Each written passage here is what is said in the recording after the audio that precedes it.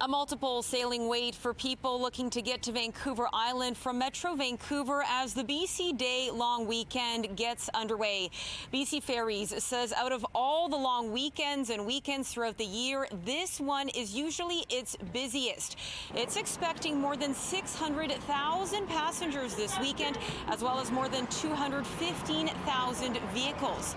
Things have been busy here at Tsawwassen Ferry Terminal since early this morning, and there is a multiple sailing wait for people looking to get on with a vehicle but without a reservation.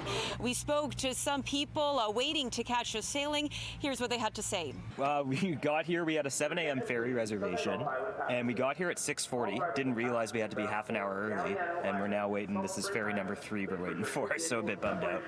Heading to Port Renfrew, and we booked in advance. And yeah, it's pretty straightforward, the reservation system, but we got one of the last reservations a week ago, so it's very competitive. And I was here yesterday evening, tried to get on, and it was fully booked.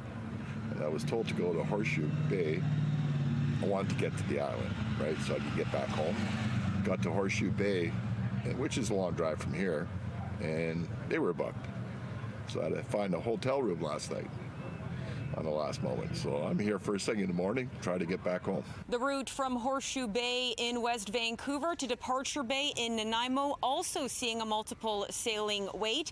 BC Ferries says bookable spaces for vehicles during peak travel sailings this long weekend are all booked up, and it's warning people that are trying to travel with a vehicle but without a reservation during peak times that they will be facing a wait.